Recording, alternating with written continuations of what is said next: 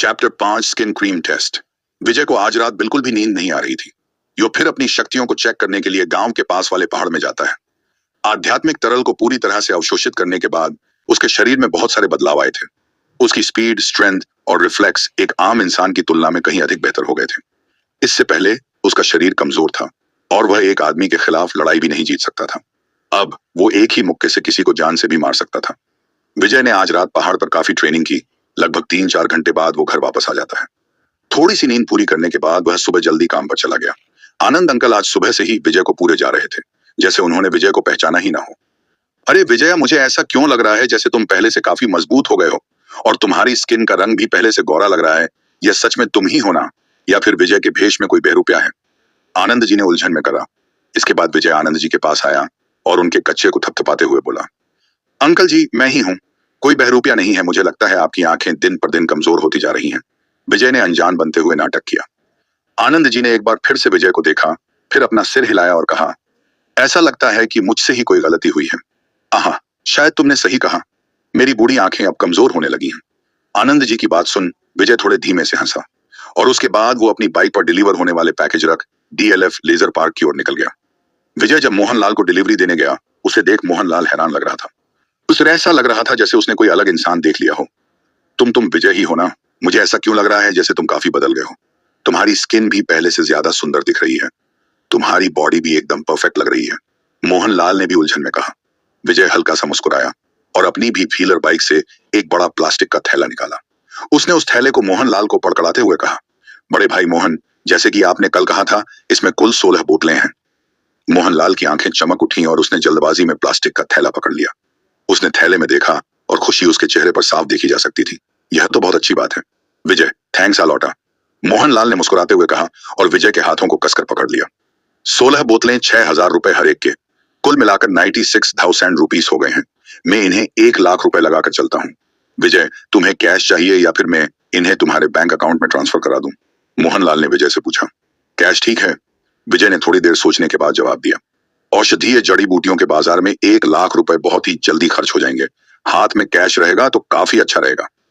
ठीक है, 1 मिनट रुको। मिस्टर मोहन थैला लेकर अपने घर में अंदर गए।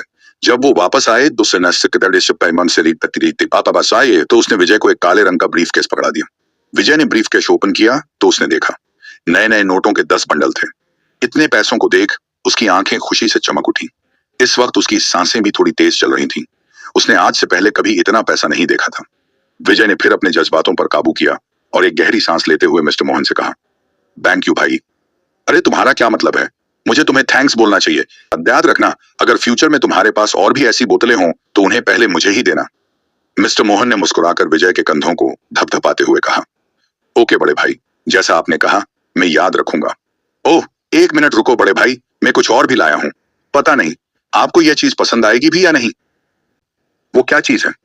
मिस्टर मोहन को अब उस चीज को देखने की इच्छा बढ़ रही थी। विजय ने फिर अपना बैग खोला और अंदर से एक छोटी सी बोतल निकाली। उसने हल्के से खासा अपनी आवाज नीचे की और रहस्यमय ढंग से बोला, ब्रो मोहन, यह चीज आपकी मर्दानगी को मजबूत कर सकती है। मिस्टर मोहन की आंखें चमक उठी, फिर अश्लील रूप से मुस्कुरा दिया। वो विजय के थोड़ा करीब आया और नीची आवाज में पूछा, सचमुच? मिस्टर मोहन को विजय पर विश्वास तो नहीं हो रहा था, मगर वो थोड़ा उत्साहित भी था। एक आदमी के जीवन में कभी ऐसा स्टेज भी आता है जब कुछ मध्यम उम्र होने के बाद वो बेड पर ज्यादा टाइम नहीं निकाल पाते। वो लोग हमेशा ही सोचते हैं कि काश कोई ऐसी चमत्कारी दवा हो जो उनकी इस प्रॉब्लम को दूर कर सके। हो सचमुच, ये एक हार्मलेस नेचुरल जड़ी बूटियों से बनी हुई है। अगर आपको यकीन नहीं, मैं गारंटी दे सकता हूँ इसे पीने के बाद आप एनर्जिस्ट महसूस करेंगे। मोहनलाल अब अपनी खुशी को नहीं रोक पाए, क्योंकि उन्होंने पहले ही देखा था विजय की चमत्कारी चाय की वजह से उनका वजन एक दिन में 10 किलो तक कम हो गया था। शायद यह भी उसी हर्बल चाय की तरह एक शक्तिशाली औषधि होगी। विजय के हाथ में बोतल देखकर उसकी आंखें लगभग हरी रोशनी से चमक उठी। ओके ठीक है, मैं इसको अभी ट्राई करके देखता हूँ। क्या अभी? विजय हैरान रह गया। हाँ, मोहनलाल ने कहा। फिर उसने विजय के हाथों से बोतल ली, ढक्कन खोला और उसमें भरी औषधि को पीने लगा। अरे रुकिए, विजय को उसे रोकने में बहुत देर हो चुकी थी। मिस्टर मोहन ने लगभग एक ही घूंट में आधी बोतल खाली कर दी थी। क्या हो गया? मिस्टर मोहन ने घबराहट में पूछा। विजय ने बोतल वापस छीन ली। बड़े भाई, मैं आपको बताना भूल गया, यह औषधि बहुत पावरफुल है। आपको हर बार केवल कुछ पूंट लेने की जरूरत है। अब जब आपने एक घूंट में आधी बोतल पी ली है तो मैं केवल आपको दिलासा दे सकता हूँ। मिस्टर मोहनलाल ने विजय की ओर कंफ्यूज होते हुए देखा। कुछ समय बाद जब उसे समझ आया उसके चेहरे का रंग बदल गया। विजय, 1 मिनट, मैं अभी आया। मिस्टर मोहन भागते हुए घर में ऐसे घुसे जैसे उनको किसी कुत्ते ने काट लिया हो।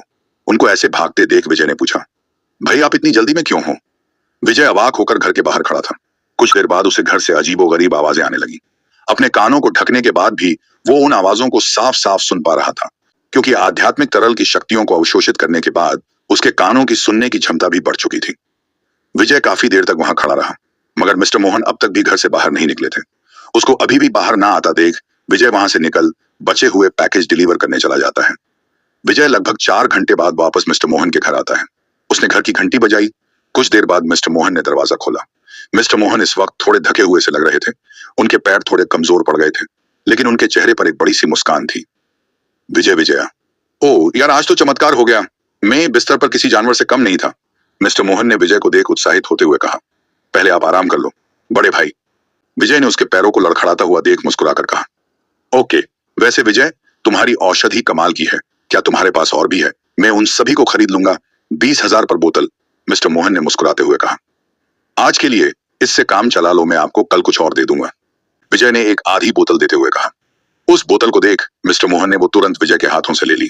वो फिर घर के अंदर गया और अपने साथ 2 नोटों की गड्डी लेकर आया। थैंक यू ब्रो मोहन, मेरे पास आपके लिए कुछ और भी है। ये मिस के लिए एक ब्यूटी क्रीम है। विजय ने अपने बैग से एक छोटा सा धातु का डिब्बा निकाला। उस धातु के डिब्बे के अंदर ब्यूटी क्रीम थी। विजय ने कल रात ही इस ब्यूटी क्रीम को बनाया था। यह एक तरह की स्किन फेयरनेस क्रीम थी, जिसको स्किन पर लगाने से उसे गोरा किया जा सकता है। यह स्किन पर किसी भी तरह के दाग धब्बों को दूर कर सकती थी, स्किन को क्लीन और मॉइस्चराइज भी कर सकती थी। बहुत बढ़िया। मिस्टर मोहन ने जल्दबाजी में उससे बॉक्स लेते हुए कहा। क्रीम लेने के बाद मिस्टर मोहन ने विजय को टोटल 1,20,000 रुपए दिए। उन पैसों को लेकर विजय सीधा औषधीय बाजार पहुंच गया। वहां उसने आध्यात्मिक तरल के लिए जरूरी जड़ी बूटियां खरीदी, जिसमें उसके आज कमाए गए आधे से ज्यादा पैसे खर्च हो गए।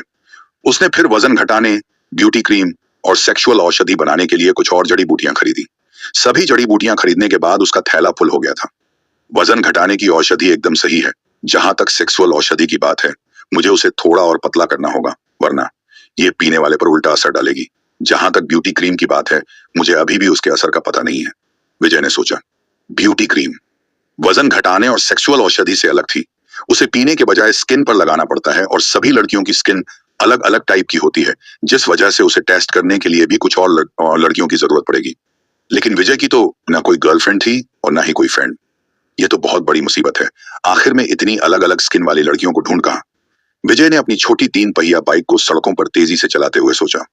तभी अचानक उसकी नजरें सामने एक चमकते हुए साइन बोर्ड पर पड़ी, पैराडाइज सपा। विजय ने पैराडाइज सपा के सामने बाइक खड़ी की। बाहर से देखने पर अंदर सपा से गर्म भाप निकलते हुए नजर आ रहे थे, और चारों तरफ एक गर्मगीन सुगंध फैली हुई थी। वो कुछ देर के लिए तो हिचकिचाते हुए सपा के सामने खड़ा रहा।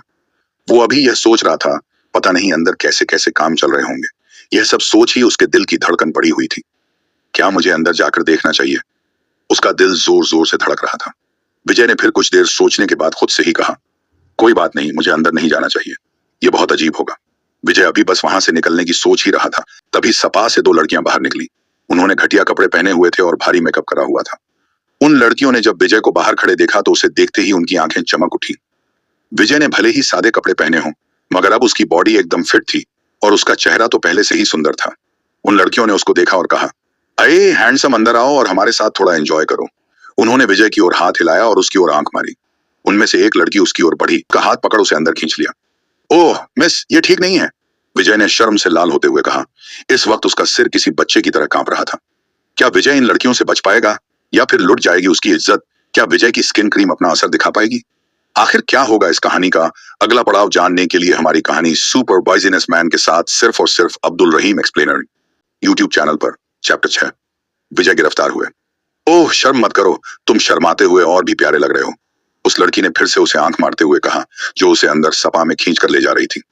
अरे मैं नहीं, मैं यहाँ कुछ बेचने आया हूँ, विजय चिल्लाया। एक विक्रेता? बहुत अच्छे, फिर तो तुम्हें अंदर आना ही चाहिए, दूसरी लड़की ने वीरा का दूसरा हाथ पकड़ते हुए कहा। विजय का चेहरा पके हुए सेब की तरह लाल हो गया था। उसका शरीर कठोर और उसके नियंत्रण से बाहर हो रहा था। तुम क्या बेच रहे हो हैंडसम? उसके लेफ्ट साइड वाली लड़की ने पूछा। अरे कुछ ब्यूटी क्रीम, कॉस्मेटिक्स, विजय ने कहा। यह लगाने के लिए फ्री है। फ्री? फिर तो मैं एक बार ट्राई जरूर करूंगी, दूसरी लड़की ने मुस्कुराते हुए कहा। बात करते करते वो लोग अंदर सपा में घुस गए। वो अभी अंदर घुसे ही होंगे कि तभी सपा के बाहर रोड पर ब्रेक लगने की तेज आवाज सुनाई पड़ी। उसके बाद काफी सारे लोग एक एक करके अंदर घुस गए। हिलना मत जमीन पर, अभी बैठो, पुलिस घुटनों पर बैठो। इतना कहते ही विजय के सिर पर किसी अपराधी को धर दबोचने के लिए किया गया वार हुआ। शिट, क्या ये लोग मुझे भी गिरफ्तार करने वाले हैं? विजय घबरा गया था। वह मुड़कर सीधे बाहर निकलने वाला था, तभी पुलिस अधिकारियों का एक समूह सामने के दरवाजे से अंदर आया और भेड़ियों के झुंड की तरह उन सभी को धर दबोच लिया। उसके बगल में घुटनों के बल बैठी दोनों लड़कियां घबराकर चिल्लाने लगी, अपना मुंह बंद करो, चुपचाप जमीन पर बैठे रहो, तुम लोगों को समझ नहीं आ रहा क्या? एक पुलिस वाले ने विजय और उसके साथ घुटनों के बल बैठी दोनों लड़कियों से चिल्लाते हुए कहा, हवलदार साहब, ये मेरा काम नहीं है, मैं यहाँ लड़कियों के लिए नहीं आया हूँ। विजय ने एक हाथ उठाते हुए धीमी दबी हुई आवाज में कहा, हाँ, तुम पहले से ही यहाँ हो, तुम लड़कियों के लिए नहीं तो यहाँ कोई नाटक देखने आए हो? ओह, तुम तो अभी बहुत यंग दिख रहे हो। वाह लड़के, तुम तो खिलाड़ी निकले, एक पुलिस वाले ने उसका मजाक उड़ाते हुए कहा। मैंने तुम्हारे जैसे बहुत लड़के देखे हैं, पहले तो वो यह गलत काम करने आते हैं और पकड़े जाने पर यही डायलॉग बोलते हैं। उस पुलिस वाले ने फिर से कहा, हवलदार साहब, वाकई मैं निर्दोष हूँ, मेरी बात का यकीन तो करो, विजय ने कहा। नीचे बैठे रहो। पुलिस वाले ने विजय पर हमला किया और उसे फर्श पर पटक दिया। फर्श पर पटके जाने से विजय के तन बदन में आग लग गई। उसके अंदर गुस्से का ज्वालामुखी फूट गया, मगर वो सबके सामने एक पुलिस वाले को नहीं मार सकता था। एक पुलिस अधिकारी पर हमला करना एक बड़ा अपराध था, इसलिए वो गुस्से की घूंट पी शांत रहा। हमें माफ कर देना, हमारी वजह से तुम भी फंस गए, उन दोनों लड़कियों ने उससे माफी मांगते हुए कहा। OMG, मैं इतना अनलकी क्यों हूं? विजय ने मजबूरी भरी सांस छोड़ते हुए कहा। उसे लगा कि उसके लिए सब कुछ खत्म हो गया है। उसके पास अपनी बेगुनाही साबित करने का कोई तरीका नहीं था। पुलिस वालों ने सपा के बाकी हिस्सों पर छापा मारा। हर तरफ से चिल्लाने की आवाजें सुनाई दे रही थी। कुछ लोग बिना कपड़े पहने ही कमरों से बाहर निकल आए थे। पुलिस ने उन सभी को फर्श पर धर दबोचा था। ओह, इतने सारे लोग? विजय ने अंदर से आते हुए नंगे अर्धनग्न लोगों को हैरान होते हुए देख कहा। तभी उसने बाहर से आते हुए कदमों की आवाज सुनी, जो इस वक्त अंदर की ओर ही आ रहे थे। विजय ने यह देखने के लिए पीछे मुड़कर देखा, आखिर कौन आ रहा है, मगर पीछे देखने पर तो वो वहां एक टक देखता ही रह गया। बाहर से एक फीमेल ऑफिसर अंदर आई। उसने पुलिस की वर्दी पहनी हुई थी, जिसका चेहरा कोमल, गोल और थोड़ी तेज थी। उसकी भौहें थोड़ी पतली थीं और उसके होंठ आकर्षक थे, जिसकी सुंदरता ने उसकी आत्मा तक को छू लिया था। खुले हुए थे और चलते चलते धीरे धीरे झूल रहे थे। उसका फिगर एकदम मेंटेन किया गया हुआ था। उसके पैर लंबे और पतले थे, जिसे देख कोई भी आदमी उसे अपना दिल दे बैठे। उसने पहनी पुलिस ड्रेस फैशनेबल और यहाँ तक कि आकर्षक लग रही थी। विजय अकेला नहीं था जो उसे दरवाजे से अंदर आते हुए देख रहा था, बल्कि इस वक्त एक मर्दों के समूह की नजरें भी उसे ही घूर रही थी। उसे देख सभी मर्दों की आंखें चौंधिया रखी थी। शायद उन्होंने इस पहले इतनी हसीन फीमेल ऑफिसर नहीं देखी थी। ओह, क्या कमाल है, उसका फिगर तो देखो। उन गंदे मर्दों के ग्रुप से एक आदमी ने अपने बगल वाले से कहा, अगर मुझे इसके पैरों को सहलाने का मौका मिलता है तो मैं अगले 10 वर्षों तक इसका गुलाम बनकर रहूंगा। दूसरे आदमी ने उसको जवाब देते हुए कहा। उनको देख उस फीमेल ऑफिसर की भौहें सिकुड़ गईं और घृणा वाले एक्सप्रेशंस के साथ कहा, तुम सब गंदी नाली के कीड़े हो, कचरा कहीं के। लेकिन जब उस फीमेल ऑफिसर ने उन सभी जमीन पर झुके हुए लोगों को देखा, तभी उसकी नजर विजय के ऊपर आकर रुक गई। उसकी भौहें और भी कड़ी हो गईं। आजकल बच्चे क्या सीख रहे हैं, इतनी कम उम्र में बड़ों का खेल खेल रहे हैं, उसने कहा। मैं विजय ने महसूस किया उस पर गलत आरोप लगाया जा रहा था। उसने तो कुछ भी गलत नहीं किया था, लेकिन फिर भी उसे फंसाया जा रहा था। मैंने कुछ नहीं किया, मैं तो सिर्फ यहाँ कुछ बेचने आया था। अच्छा, तुमने कहा और मैंने तुम पर विश्वास कर लिया, उस फीमेल ऑफिसर ने हंसते हुए कहा। देखो कहीं कोई बचा तो नहीं। कुछ ही देर में वहां सन्नाटा छा गया। पुलिस का एक समूह लोगों के एक समूह को बाहर लेकर जाने लगा। उठो और चलना शुरू करो। एक पुलिस कांस्टेबल ने विजय सहित उन लोगों के समूह पर चिल्लाया। हवलदार साहब, विजय उठ खड़ा हुआ और हवलदार को समझाने की कोशिश करने लगा। चुप रहो, अगर तुम्हें कुछ कहना है तो पुलिस स्टेशन जाकर अपना बयान देना, उस कांस्टेबल ने विजय पर चिल्लाते हुए कहा। अब विजय के पास चुपचाप चलने के अलावा कोई और चारा नहीं था। इनमें से कोई भी पुलिस ऑफिसर उसकी बात सुनने को तैयार ही नहीं था। जब पुलिस वालों ने उन सभी लोगों को पकड़ लिया तो वो लोग उनको वहां से पुलिस स्टेशन के लिए बाहर ले जाने लगे। वो फीमेल ऑफिसर इस वक्त दरवाजे पर खड़ी थी। उसके चेहरे पर ठंडे भाव थे, मगर इससे उन मर्दों के समूह का उत्साह कम नहीं हुआ। उनकी उत्सुक आंखें तो उस फीमेल ऑफिसर के घुमावदार शरीर पर टकटकी लगा रही थीं, और वो लोग वहशी जानवरों की तरह आवाजें निकालने लगे।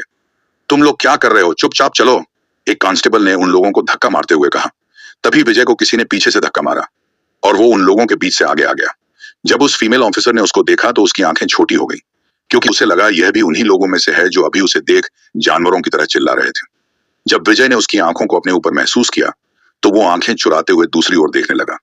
जैसे ही विजय की आंखें दूसरी ओर घूमी, उसे अपनी आंख के कोने से दिखा एक आदमी भीड़ से निकल उस फीमेल ऑफिसर पर चाकू से वार करने वाला था। जब सभी पुलिस वालों की भी उस आदमी पर नजर गई, उनके हाव भाव बदल गए, मगर अब बहुत देर हो चुकी थी। उस आदमी ने उस फीमेल ऑफिसर पर चाकू से वार कर दिया था। अपने ऊपर हुए इस अचानक वार की उस फीमेल ऑफिसर को भी कोई उम्मीद नहीं थी, जिसे देख उसके चेहरे का रंग उड़ गया, क्योंकि अक्सर वेश्यों के समूह को पकड़ते वक्त कोई ऐसा हिंसक हादसा नहीं होता था। मगर जैसे ही उस आदमी का चाकू उस फीमेल ऑफिसर को लगने वाले था, अचानक किसी बिजली की स्पीड से आई एक परछाई ने उसे अपने गले से लगा वहां से हटा दिया। उस आदमी का वार खाली चला गया। तुरंत सभी पुलिस वाले हरकत में आए और उस आदमी को धर दबोचा। मगर जब उस परछाई ने उसे अचानक से पकड़कर दूसरी ओर हटाया था, उस फीमेल ऑफिसर के पैर लड़खड़ा गए और वो उस परछाई को अपने साथ लेकर नीचे गिर गई। जैसे ही उस परछाई और उसकी नजर आपस में मिली तो एक पल के लिए वो फीमेल ऑफिसर उसे देखते ही रह गई, क्योंकि यह कोई और नहीं बल्कि विजय ही था। जब उसने अपनी आंख के कोने से उस आदमी को वार करते देखा, वो अपनी कुछ दिन पहले ही बड़ी शक्तियों का इस्तेमाल कर उस फीमेल ऑफिसर के पास किसी बिजली की स्पीड से पहुंच गया। विजय जब उस फीमेल ऑफिसर के ऊपर गिरा हुआ था, उसे एक मंत्र मुग्ध करने वाली खुशबू उसकी बॉडी से आ रही थी। उसकी बॉडी बहुत नरम थी, जैसे किसी तकिए की तरह गुदगुदी। लेकिन जब विजय ने उसकी गहरी काली चमकती आंखों में गुस्सा देखा तो उसे कुछ समझ आया और वो उसके ऊपर से उठने लगा, मगर तभी वो फिसल गया और वापस उसके ऊपर गिर गया और उसके हाथ किसी नरम चीज पर जा लगे। यह देख उस फीमेल ऑफिसर की आंखें बड़ी और गोल हो गईं। उसकी आंखों से इस वक्त आग के जलते हुए अंगारे निकल रहे थे। जब विजय को अपनी गलती का एहसास हुआ, वो जल्दी से खड़ा हो गया। इस वक्त उसका चेहरा पके हुए सेब की तरह लाल हो गया। मैं सॉरी, मुझसे यह सब गलती से हो गया। मेरी कोई गलत इंटेंशन नहीं थी, उसने डरते हुए कहा। उस फीमेल ऑफिसर ने अपने दांत कसकर भींचे और विजय को ऐसे देखने लगी जैसे वो उसका आंखों से खून कर देगी। लेकिन जैसे ही विजय ने एक बार फिर से उसकी ओर देखा तो उससे अपना गुस्सा कंट्रोल नहीं हुआ और वो उससे चिल्लाते हुए बोली, बेशर्म गंदे इंसान। विजय को लगा फिर से वो फीमेल ऑफिसर उसे गलत समझ रही है। एक तो उसने उसकी जान बचाई थी और इसके अलावा वह शुक्रिया कहने के बजाय उसे ही बेशर्म और गंदा कह रही थी। भलाई को तो कुछ जमाना ही नहीं है। विजय ने एक गहरी सांस लेते हुए निराशाजनक आवाज में कहा, जल्दी चलो। भीड़ के सामने मौजूद एक पुलिस वाले ने जोर से चिल्लाते हुए कहा। फिर उन सभी लोगों को एक पुलिस वैन में बैठाया गया और विजय भी उन सभी के साथ उसी वैन में था। फिर पुलिस वैन स्टेशन की ओर निकल पड़ी। कुछ देर बाद विजय एक इंटरोगेशन रूम में सीधा बैठा हुआ था।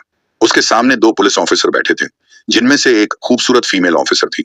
उस फीमेल ऑफिसर के एक्सप्रेशन एकदम ठंडे थे और वो विजय को ऐसे देख रही थी जैसे उसको जान से मारकर कुत्तों को खिला देगी।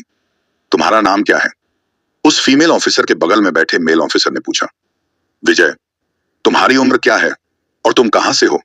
मैं 18 वर्ष का हूं और नगीना गांव से हूं। हम 18? क्या तुम स्कूल जाते हो? नहीं, मैंने पिछले साल ही स्कूल छोड़ दिया था और अब एक डिलीवरी बॉय की जॉब करता हूं, विजय ने कहा। विजय का जवाब सुन मेल ऑफिसर की भौहें सिकुड़ गईं और उसने विजय को घृणा भरी नजरों से देखते हुए कहा, ओह अच्छा, तभी तो। इसमें कोई बड़ी बात नहीं जो तुम अभी से यह सब काम करने लग गए। वैसे तुम अपनी गलती मानते हो जो कुछ आज तुमने क्या विजय इन ऑफिसर को अपनी बेगुनाही का सबूत दे पाएगा या फिर उसे हो जाएगी जेल? आखिर क्या होने वाला है विजय के इस सुपर बिजनेसमैन बनने वाले सफर में? जानने के लिए बने रहे हमारी कहानी सुपर बिजनेसमैन के साथ सिर्फ और सिर्फ अब्दुल रहीम एक्सप्लेनर यूट्यूब चैनल पर।